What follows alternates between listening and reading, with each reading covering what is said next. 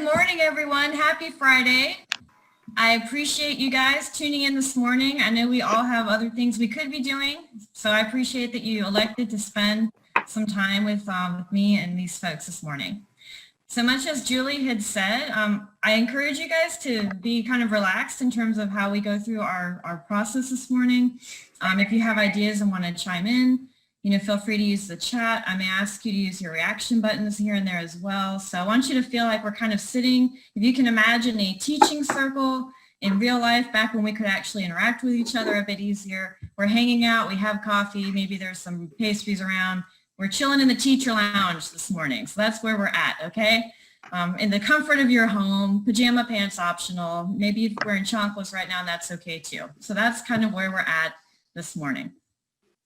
And what we're going to be talking about, I'm really excited, and it's basically ideas and ways to kind of create a little bit of uniqueness in your classroom, how to spruce it up a little bit, get out of that cookie cutter standardized approach that we kind of can find ourselves in terms of just through repetition. Obviously we have learning outcomes associated with what we're teaching and our achievements, but during this time this morning, we're going to look at ways that we can just kind of sprinkle in a little bit of creativity and uniqueness so that our students can kind of make the experience with us kind of their own, if that makes sense to you guys. So without further ado, I will pull up my slides. So bear with me just a second to do some screen sharing.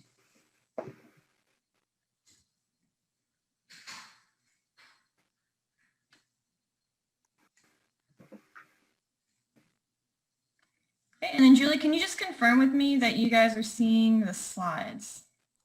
Yes, ma'am, we can see the slides. I want to do the proper slide view for you guys. Are you seeing the notes page or are you seeing the proper slide? I'm just seeing, I'm seeing the next page, like your view. You're seeing my view? Okay, let's yeah. Stop that, you guys. Sorry about that. It's all right. Make sure you're not seeing my cheat sheet of notes. It's like the Wizard of Oz. You can't see the guy behind the curtain. Not that this is a really complex presentation, I promise you, but I want to give you like the true experience here. The top quality. Okay, so now do you see my proper slide? You got it now. Awesomeness. Okay, so customizing the classroom. Let's get creative this morning.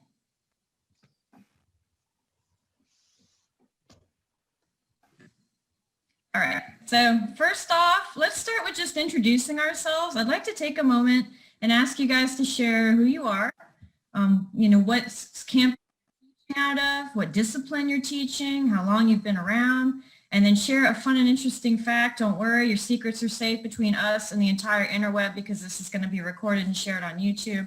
So I'll pick your fun fact carefully. But Julie, if you want to help me to kind of go around the room and let's introduce ourselves. Sure. You want me to just call on people? Sure, let's just do that. Okay. Amanda, you go first. Hi, everyone. I'm Amanda Harrison. I am at Palo Alto College, and I'm the Academic Assessment Coordinator. Before becoming I've only been here for about a year, but before becoming the Assessment Coordinator, I taught math for 8 years at the high school level. And the interesting fact about myself, I majored in math, but I also minored in dance. So it was a lot of running back and forth around the A&M's campus to the science department and the dance department. Jesus, you want to go? You'll have to unmute yourself. Everyone's muted right now, so you have to unmute yourself to be able to talk. Yeah, my name is Jesus Noriega, and I teach at Palo Alto College. I have been there for about 9 years, and I teach Spanish and French. And I was trying to think what funny anecdote I could, relate, but nothing comes to my mind this early in the morning.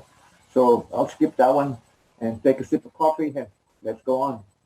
And then as you guys know, I'm Dr. Jennifer Lattes. I work at PAC at Business Management and Office Management departments. I came on board around the same time as Dr. Jefferson. So hey girl. Been an instructor for a year, and I guess an interesting fact about me is that when I'm not teaching, I am a funeral director and embalmer. So I have been known to have a Zoom or two from the funeral home during the course of the pandemic, and I literally see dead people. So that would be, I guess, an interesting fact about me. But good stuff. Thank you guys for sharing. I want you to think for a minute about the value of the introduction. And I want you to just kind of, as we're going through the course, think about this in your classroom. Do you have an opportunity for a meet and greet within your course? Because as you guys were listening, how many of you picked up on similarities you had with each other? How many picked up on interesting things that stuck out about each other that we just learned about, right? And so it was very telling. And then before we move on, just Amita had mentioned the Adjunct Faculty Certification Program. I went through that process and that program as well. It's so worthwhile to check out. You will learn a lot of things, you guys. So if you've not entertained that idea, if you're in the adjunct program and you're maybe new or you've been around for a minute but weren't aware of that benefit or that option, that's something you may want to look into within your college. So good stuff. So thank you guys for taking the time to introduce yourselves. And from there, we shall move on. So what we're going to do this morning is just kind of talk a little bit about why. Why customize or why add unique perspectives and pieces to your course, the reasoning behind it, how you go about doing it, and then where to find ideas and tools to add to your class or to get inspiration for carrying out the process of peppering and spicing it up. If time allows, we'll go into individual breakout groups. If not, we can just have a brief discussion as a whole. And then finally, we'll wrap things up and put a bow on it. So that's where we're going today. So first, there's the why, right? We often, with our students, it's why am I learning this and how am I going to learn, right? So much as we are students in life, we'll talk a little bit about why customize? Because, and you guys can use reaction buttons if you want, but how many of you guys have access to like test bank questions, or you have open access resources that give you assessments and provide you with a lot of activities and stuff that's already kind of pre-formatted. And you can do a thumbs up with your reaction button if you'd like, or chime into the chat. But we have access, especially now, to stuff that's already pretty much laid out for us, right? To the point that you can honestly like cut, paste, copy, insert, poof, your work is done, right? So knowing that, we're looking at, okay, now I might end up creating more, more work for myself. So why do this? So first of all, you're going to pique interest in your students, right? You're going to get their attention by creating something that's a little outside of the norm. And how many of you guys, again, you can reuse your reaction buttons or chime in. How many of you have utilized or have access to the online teaching survival guide? That's something that you can obtain through your college as well. That is a really useful tool. But within that guide, it talks about specifically, there's a quote in there, and it says, a learner's performance goals should challenge the learner to grappling with real life complex problems, okay? So think about that, right? Their goals should in some way incorporate reality. And as I'm listening to the disciplines that we're teaching, whether it's computer science, languages, business, there's all these, math, all these different things, all these topics and subjects. You want to stimulate interest. And I'm not going to lie, even within business, there's some modules that are maybe a little dry and they could use a little bit of a sprinkling of life, right? So we have to look at how can I create this assignment or some activity having to do with it that's going to relate to real life. So you want to stimulate interest by adding some elements. And think about, too, current time. We are in a unique time. We are living through a pandemic, okay? This is a situation that their parents, some of your students' parents or peers, this is unique. So sometimes there are opportunities, even in what is going on in our world, to grab ideas, to grab material. I know for me, speaking from business, it has been, there's been a bounty of material and observation that I've been able to pepper into my course. There's been social events going on around us. So when you're able to pepper that, you're stimulating interest, right? Because they're seeing that and they can relate and understand. It makes it harder to cheat. And that's just kind of an advantage. That's kind of a blessing that, not necessarily looking for it, but hey, that's okay too.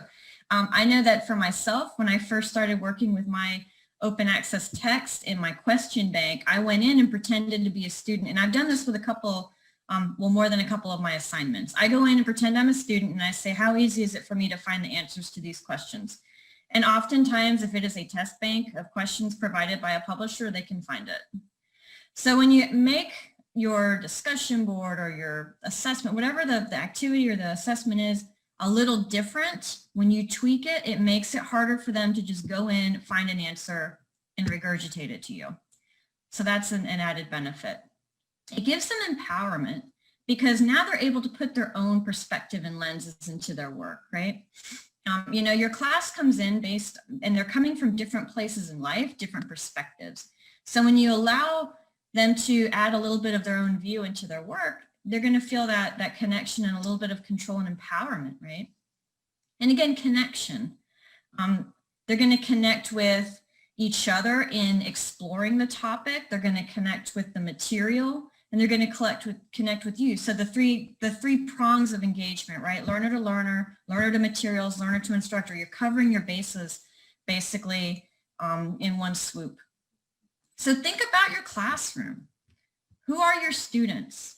Because like I said, they're going to come in with varied life experiences. So this diversity that we have yields opportunities, and it yields opportunities for them to, again, share in their own perspectives, see similarities, differences that they can learn from, and kind of walk away with that. And when you look at these images, I don't know about you guys, every session I have at least one HEB employee. We are a military city, so for your local attendees, you probably have someone who's either a veteran, a child of a veteran, or an active duty member or a spouse. So there's usually a military connection peppered somewhere in your sessions, in your semesters. We have working individuals, we have parents, and now we have individuals that are doing both from their home, right? They're trying to teach, they're trying to learn, they're trying to live and work. So your classroom right now has a really different added element when it comes to what our students kind of look like and what's going on in the background of life. So having that opportunity to express themselves, especially now, when we cannot connect socially like we would like to, we're kind of isolated. So when you give them the opportunity in your class, whether it's synchronous or not, there's a lot of value even from just the human need right now to connect.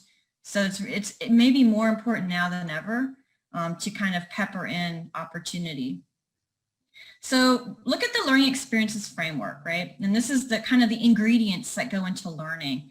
We know that there are 10 core learning principles described in the text of the online teaching guide there. And the learner's at the center of it. They are the key ingredient. They are the magic sauce. And they're going to come into the classroom with their own personalized and customized knowledge, skills, and attitudes. And you can explore this within the teaching guide on pages 26 and 7. But you know that they're at the center of things, and they're coming in again with their own unique view. So how can we as the coach, as the mentor, that's one of the ingredients, use that as an advantage within the class?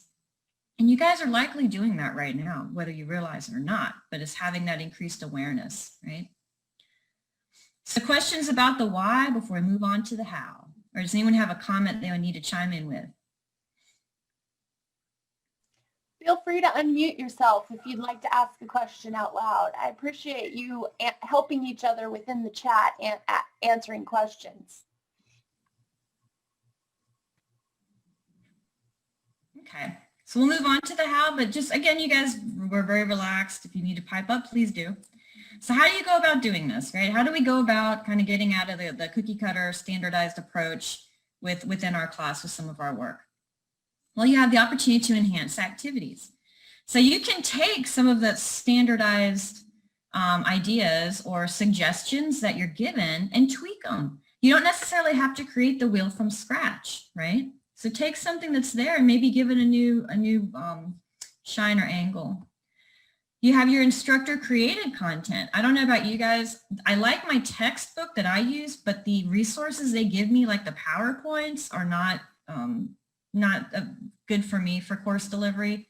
So what I do is I take the ideas and just, when time allows, or in specific modules, if I think it's beneficial, I will create PowerPoints, I will create videos. So you have the opportunity, and also too, this can go on the other end in terms of your students, having them create some of these little videos and things. I have a final project within my class that incorporates them recording using Zoom. So there's different ways to have content, not only that you're creating, but also in how they're submitting work to you. Think about that as well. Zoom is a great tool. Obviously within Canvas, you can create groups if you want to create content where you have a partner or work together on different things. Look at your assessments, how you're measuring their achievement of learning outcomes, and are there ways that you can kind of customize those? So for example, within papers or projects, is there an opportunity to make it more relevant, interesting, or personal to your students? And within the course design itself, like we're blessed that we have a great template we work with within Canvas. So sometimes I like to pepper it with images and like I said, little videos and little things. So are there things you can do when your students go to your home page? Is it unique and does it create kind of a little bit of excitement in terms that it's a little bit outside the norm? So little pieces of your course design can even make it different. One suggestion I got from a prior webinar much like this was there was a faculty member that she goes in about halfway through her course and changes their homepage.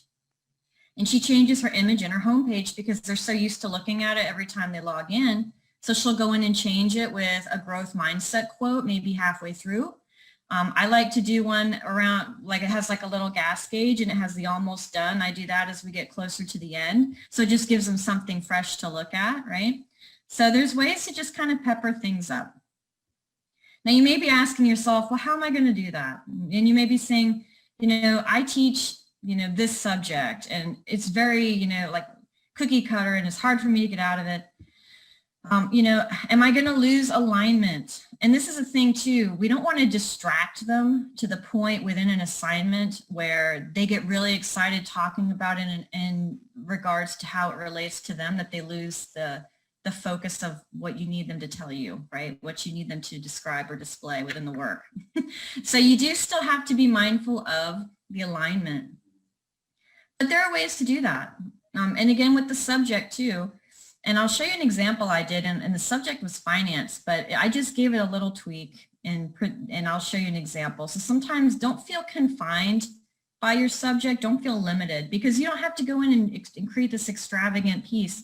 You really are just looking for ways to just kind of elevate what you're doing or enhance what you're doing. It's almost as if your course is a dish of food that is tasty, but there's a way you can garnish it or make it a little bit better, that's all.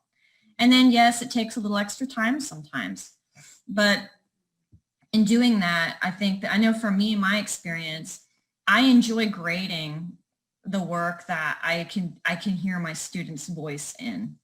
And I think when we give them an opportunity to, and whether it's synchronous or not, I know from my experience, and you guys I'm sure relate to this, you get to kind of know your students through hopefully you have a meet and greet opportunity or an introduction opportunity, right? And then you learn their style of writing or their way of, so you kind of get to know them. So as they're expressing themselves peppered into their work, the lack of time we have with them in a classroom, I don't know about you, I taught hybrid before coronavirus, and I enjoyed when I would be the first one in and they'd kind of trickle in and you'd hear them talking amongst themselves and they'd talk to you in a conversational way before class or after class. We don't have that anymore as much, right? So, having that opportunity to just kind of hear them is really, really beneficial. And the extra time it takes is worth it when you're doing that grading and, you're, again, building those relationships. So where do you get the ideas, right? How do you incorporate some spice? And don't be afraid to put you into your class, you guys. I know that sometimes we have templates we get to work with, which is awesome. Sometimes it's last minute and you don't have a lot of time to tweak, or maybe you were just got a busy session and you don't have a lot of time to tinker and what you're working with works fine, and that's okay. This isn't where you go in and revamp an entire course and spend 80 hours, making every single item in it unique and special. It's just here and there, and within what you can do. Don't feel like you have to add things and overwhelm yourself, right? Don't feel like you have to have some tools in there that you're not even really comfortable using. It's okay. So the idea is to sprinkle here and there, and it's okay to let them see you just as you want to learn and hear them. They can hear you, and that connection is going to make them feel more comfortable and maybe they're going to be more relaxed with you, and having that relationship piece is beneficial. So when you're willing to turn your cameras on and be a human with them, or share stories with them and experiences, which you're already doing, I'm sure, that's going to be encouraging to them. Okay. So first of all, you've got your own experiences, which I touched on. I know I'm out of order here. Sorry, I got excited. You guys will have to forgive me. So you have your experience, right? And I'm not going to lie, they kind of find some of my funeral stories intriguing. I have that ace up my sleeve because they're unique. But you have your own experiences in life, right? You have your peers. Like I said, I got some great ideas in just one of these webinars, hearing how someone updated their homepage. I really enjoyed that. And I was like, man, that's really cool. I like that idea. And sometimes I'll find funny little memes and put in there, like Dr. Evil telling you that you're going to get 1 gajillion extra credit points if you do your student survey, little funny things. So talk amongst yourselves if you have the opportunity.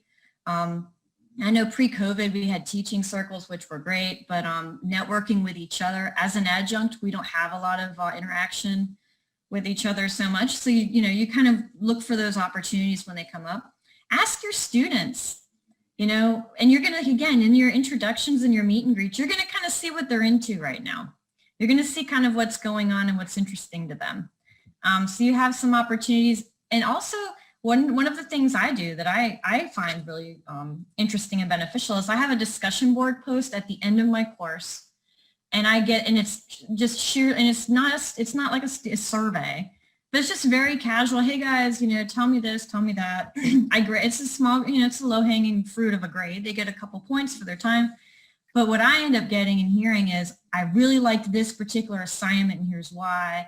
I enjoyed getting to do this. So I'm getting feedback on the pieces that are working, because to me, my course is always a work in progress. I'm always trying to tweak and build and make it a little bit better than it was last time, right? Our students are our customers in a sense. And we want to give them an experience beyond just, them logging in and out of an electronic class. So I get feedback from them that I can then take back and say, okay, it looks like I need to change this or change that. I can add this or that.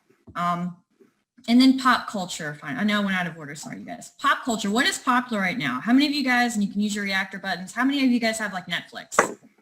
And you go into Netflix, and it shows you what shows are popular right now, or you see what everyone's watching, right? And this is stuff your students, again, ask your students, get feedback, ask people kind of that are similar to your students, what's the big thing going on right now? And you can pull some of that, whether it's a TV show, find a meme from that TV show, or find a characters, little things like that. I used the show The Office sometimes within my course because it's business, so I'll refer to Michael Scott. And I know that's not the newest show, but I can tell you that yesterday I turned the TV on and they're showing it on TV. They're marathon showing it. So, or I'll use Shark Tank. I'll refer to that, or just, characters, or if there's big celebrities in the news, you know what I mean? Just little things like that you can kind of pepper in there. So what's going on helps you. Now, there is a really great Starlink course I want to show you guys. And it's how to incorporate pop culture in your classroom. How can I bring that in? And so I'm going to stop sharing for a second to show you how to access that in Starlink. While I'm doing that, if you have questions, feel free to unmute or chime in. And I will resume sharing. I like the different ideas people are putting in the chat. Ooh, okay, now I'm going to peek at them now. Yeah, go ahead and look at the chat. I mean, yes. It's examples of how they're building community in this context. Sorry, I have to pause to look at this. Yes, this is great. Yes, Pauline, student view is awesome. And I've noticed that too in some of the materials where and in this online book, it's suggested like having your students like be the teacher. And I've had a couple assignments I've given them where I let them pretend like that I'm an intern and I'm new to their company. I need them to explain something to me that I've taught them, so that they turn around and re-explain it to me. And I give them like a fun little setting. And we've done that too. The test banks, that's going to be something you would access through your resource provider. If you're using OpenStax, which I love OpenStax, you guys, they have an app your students can download. So they have the book on their phone. You can download the PDF of the book, things like that, and they have a test bank. So that's under instructor resources in OpenStax. I know about that specifically. And yeah, Pauline, you were on it, so they were provided by the publisher. Awesomeness. And then when you're talking about pretending to be the student, Jennifer, that's what I was talking about. Have them like teach you something or go into it. And then of course through the student view, like Pauline had alluded to. Mike, excellent point on the Google products. Those are great for collaborative work. Also, just so you guys know that your students have access to Office 365. They can download it on up to 5 devices, and that has the opportunity for them to work on slides and stuff together also. You can go in, they can share presentations, all of that awesomeness. So you have Google and you have Office that have that ability. And then of course for collaborative work, you have Canvas groups. You guys can create groups within Canvas where they have their own discussion boards. They can share in files back and forth, and then you can kind of poke your head in just to see how things are going. What is Among Us, Mark? Can you unmute yourself and tell us what that is? Oh, never mind. Sorry. Pauline asked too. So Among Us is a collaborative video game. It's kind of like a video game version of Clue, like Whodunit. Mm-hmm. And it became popular recently because the senator famously known as AOC streamed it on Twitch, and it's being held up as one of the largest Twitch streams ever. And so it's just popular with the students that are into video games. And I teach mass comm, so I can easily work it into curriculum because it's a video game. And we talk about video games and the power of video games in society and things. So it ties into curriculum as well, for me at least. Yeah, so you guys are on the ball. Like I'm looking at your chat in here and you're like, well, I'm already doing this. This is great. So if you're reading the chat and just learned something new like I did, your time this morning was well worth it. So yes, awesomeness. Thank you. Thank you. Thank you. So at this point, you should see my main ACES screen. Is that right? Yes, no, or maybe. Yes, sorry. Yes, I was having a problem pushing my mute button. Yeah. All right, Julie, I'm gonna need you to put that coffee mug down, girl. No, I'm kidding. Okay, so I'm in here and I'm under faculty. And if you guys go under professional enrollments and you go under Starlink, you click on that. And because I already am a member, I would normally come in and click members area, but you may have to create your account if you've not been in here before. You use your Alamo address, you log in, and there's some great content in here, you guys. Super good stuff. So it has a course catalog, your own account. If you click on your course catalog, and then if you just type in pop culture right here and then hit search, how can I bring pop culture to my classroom will pop right up. And it will tell you the content and give you the overview of what to expect within that. So awesome stuff. There's that. I enjoyed that little Starlink course immensely, so maybe you guys will like that. And I will now go back to sharing my PowerPoint. So I love the fact that you guys are sharing ideas on what you're already doing, which is awesome. Again, because we all come in with some different tools and ideas and experiences. I'm just kind of like, the ringleader, but you guys are pretty much coming in also with what you're doing, which is great. Great stuff. And it's also ideas for additional resources for you. So this is just an example. And I know one of you, before I even talk about this, one of you in the chat had asked about discussions and stuff. And that's really depending, on how you want to structure that. I do a meet and greet introduction in the beginning, and sometimes I'll pick pieces from that for my discussion boards. Now I teach business, so oftentimes I'll give my students the opportunity to create an idea of a business or create an idea of a product, or how would you promote this product, or based on this or that. So I kind of have flexibility, I think, because it's business. I also pull from kind of what's going on in the world. But in this particular assignment example, it was finance, and they were basically tasked with understanding kind of finance strategy and talking about types of long-term financing. So that was kind of the outcome we were looking for, was that students were familiar with finance and long-term financing. So what I did is I took a piece of an assignment that was given as an option within the text. And oftentimes, at least in my experience, I find some of these ideas at the end of a chapter. And it'll be ideas they would give you to talk about it within a class setting. So I go to the end of that chapter and I look through there and I find and pull pieces. So this piece I pulled that had to do with long-term financing, but then what I did is I decided to make it more relevant and made it about COVID. So I had them create a written assignment.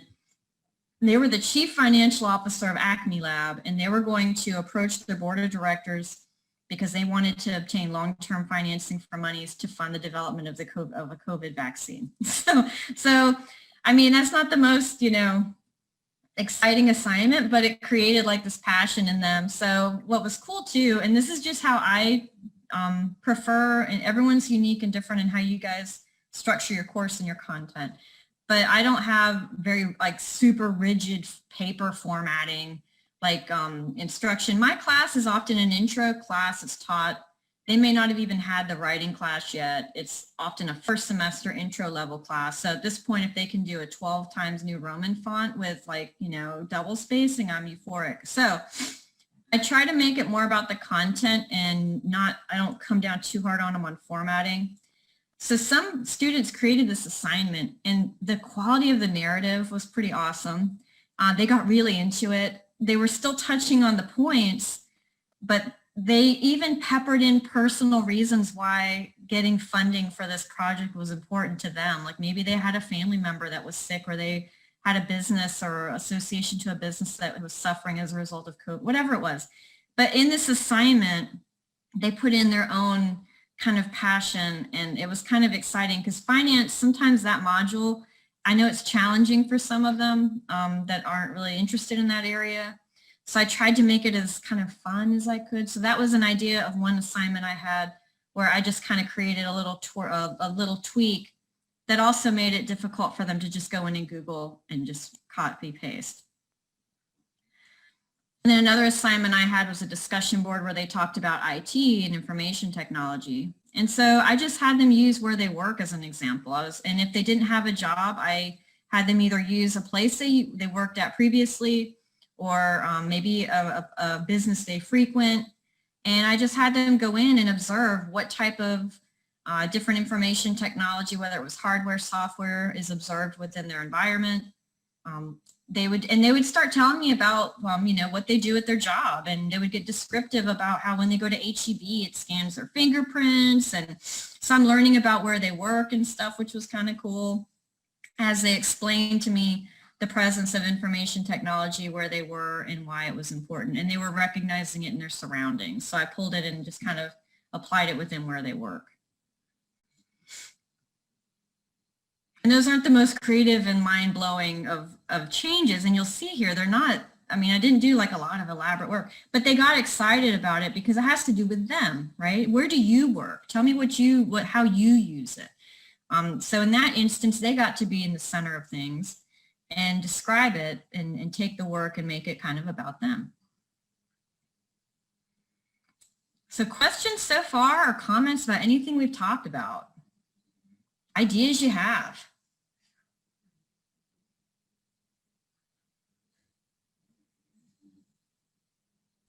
Feel free to unmute. Most of you are muted, so if you would like to share. Jennifer, Okay. you had mentioned that you get the PowerPoint slides from the publisher and they're not very good. I get those with some of my books also, but what I do is I take those and I use a program called SoftChalk. I don't know if anybody's familiar with it. It's available through the college, and I use it to take that and then build on it. And what I like about SoftChalk versus using PowerPoint slides is in SoftChalk, it has the ability to incorporate activities. You can do like knowledge check questions, or you can do little quizzes in there. You can do crossword puzzles, matching. There's a whole list of different activities and stuff that you can incorporate in the lesson. Kind of helps to keep the students a little bit more engaged with the material instead of just flipping through and going next on the slides. Oh, I like that. Thank you for that. I'll have to check that out. That sounds really cool. And I like that you talked about videos and stuff, because I show my students how to like use Zoom. I do some demo with them on how to do like voiceovers on their PowerPoints and some little technology stuff like that. And especially with their group work, I encourage them to use stuff like that. But I like that you have this new tool. The soft chalk tool sounds very cool. I use Kahoot as well, and I didn't learn this until recently. I was using it for my live classes. The synchronous Zooms, I was using Kahoot to kind of get them interested. And then I saw that a friend of mine had Kahoot built within their classroom where the students could just log into it and do it on their own time. And I was like, that is super cool. I don't know if you guys use Kahoot at all. It's like a little quizzing program. It's free. You can set up a little account and make your own questions, true, false, multiple choice.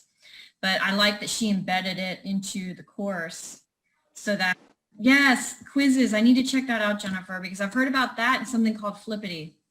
So those are things, yes, so stuff like that. And because you can create your own questions too. Yes, all these great ideas. Nearpod, I love this. I feel like there was was it Tech Tools that you guys had a course here in Alamo Talent? There was a Tech Tools 1 and 2, and it talked about things like Poll Everywhere, Visio. So there's a lot of tools that we can use, you guys, which is awesome. Just don't know, again, like I was saying, don't feel like you need to become a master of every tool. Pick a couple to play with and you're comfortable, but there's so much out there. Go ahead, Julie, I'm sorry.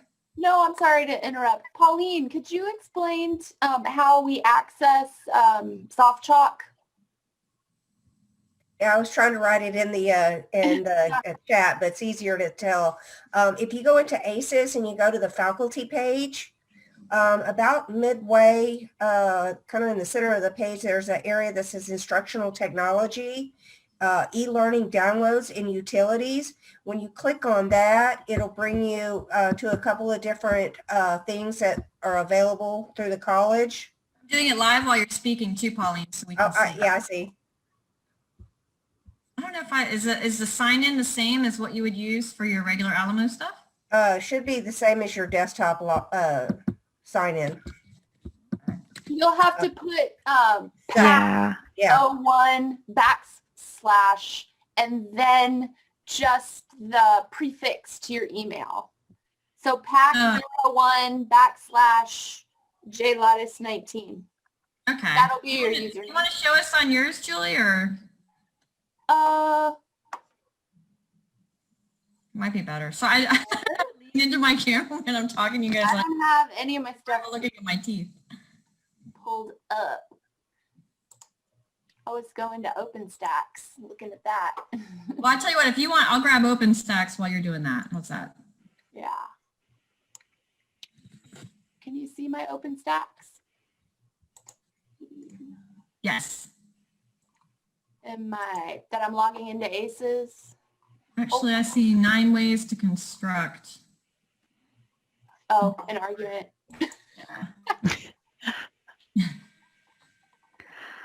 I'm having to construct an argument for work.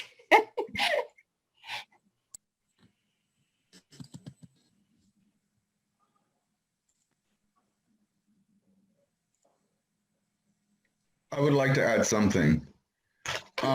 There's a lot of repetition in my on my Canvas courses, so that you see the same pattern over and over and over. I think that's all. That kind of structure is important to students. But every time there's a new assignment or a new page or whatever it is, there's always a color contrast or font size contrast or something that's going to draw the student into a specific example or whatever it is. But I do a lot with contrast, whatever I can do to make it, aesthetically attractive.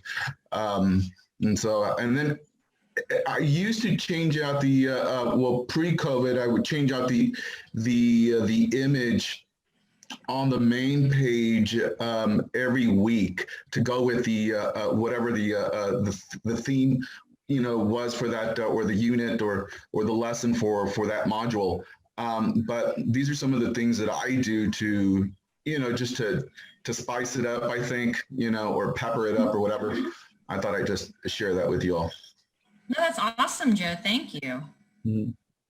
Good stuff.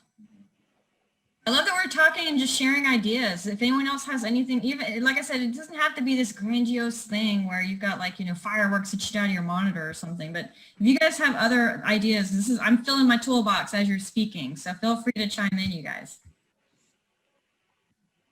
Okay, Pauline, tell me where to go. Scroll down. And right there where it says Content Design Tools, learn more, click there. And there's SoftChalk right there, and it tells you how to download it and everything. You'll need to put this activation key and stuff in there when you download it. It's a little challenging to learn how to use it when you first start using it. But it's really an interesting program. I think it just adds more to the lessons than the static stuff that we get in PowerPoint. That is awesome. Just in addition to that, I would just like to mention at the same place, you could go in and download StudyMate. StudyMate is another tool where it allows you and actually the students to create their own questions, flashcards, quizzes, the puzzles, and I use it in my classes, and it works great as their revision materials, So. Awesome. Good stuff, you guys. See? So it's a marriage of technology and creativity. It just comes together and just forms a perfect storm. Just wanted to give you a time check because we're at 11:24. Just okay, well, guess what? That was your breakout room. So we're just going to move on. I hope you guys, this is great. I hope you guys are enjoying this as much as I am. I love learning new things. And there's so much out there, right? So much. All right, so you guys see my main slide still? The breakout time slide? Yes, ma'am. Okay, great. So let me make sure I'm sharing this one right.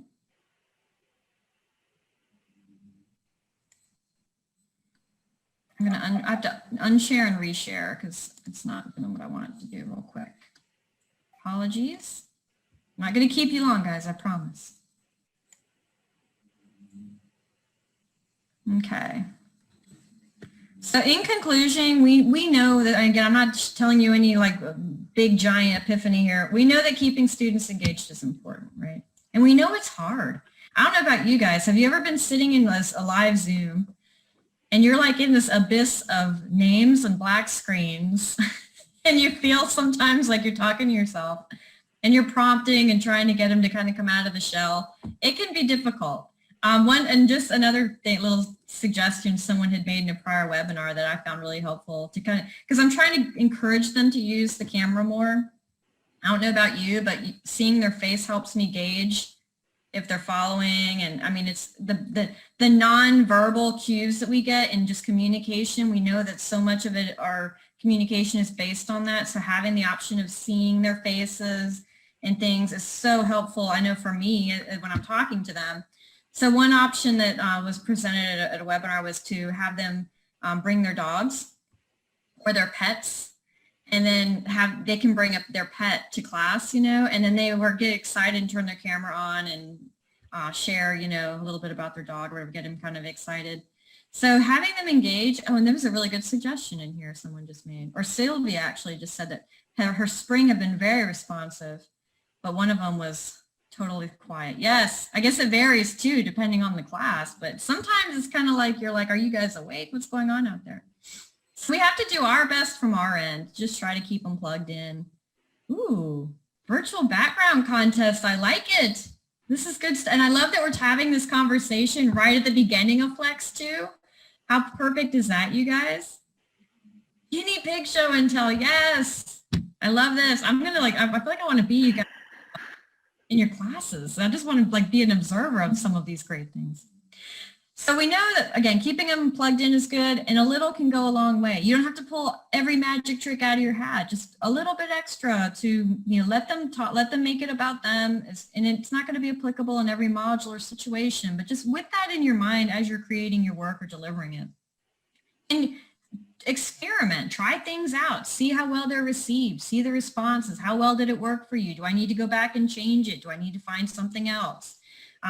Experiment and just see how things are going.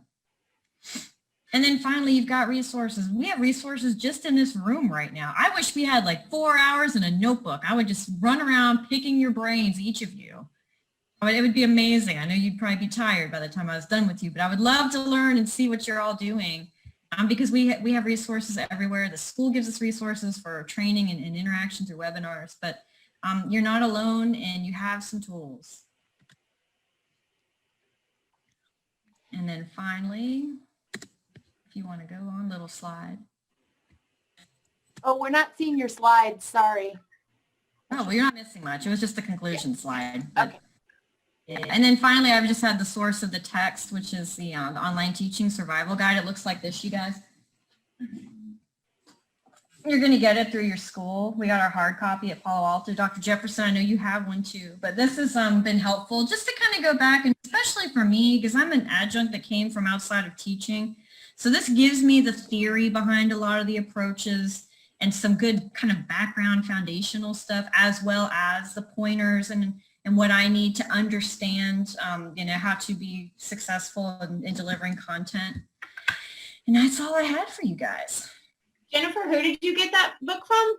I got it from our chair within our college. So I got mine from Joseph Coppola at Palo Alto College. He gave it to us at the beginning, like last year when we first started at a teaching circle. But it's called the Online Teaching Survival Guide, Simple and Practical Pedagogical Tips. So I think Raleigh uses that for the IOCD sometimes, April. I think the TLC bought those for Joseph. They're very wonderful. Yes, Raleigh also speaks highly of that one. He's our instructional designer. He's ours for PAC, yeah. Yeah. I'm very thankful that you were all here today. Thank you very much to Jennifer for, inspiring us and giving us a chance to share ideas and learn from what she's done in her classroom. Please join us again. We'll share this video on our TLC YouTube channel, and on Monday I'll follow up with an email, and I'm hoping that Jennifer will share her presentation, and I'll send that out to all the participants. Yes, thank you guys so much. I really appreciate you carving out the time and just sharing your ideas and your presence today. Thank you so much for that. Yes, thank you, and have a wonderful day. It's Friday. Thank you. Thank you.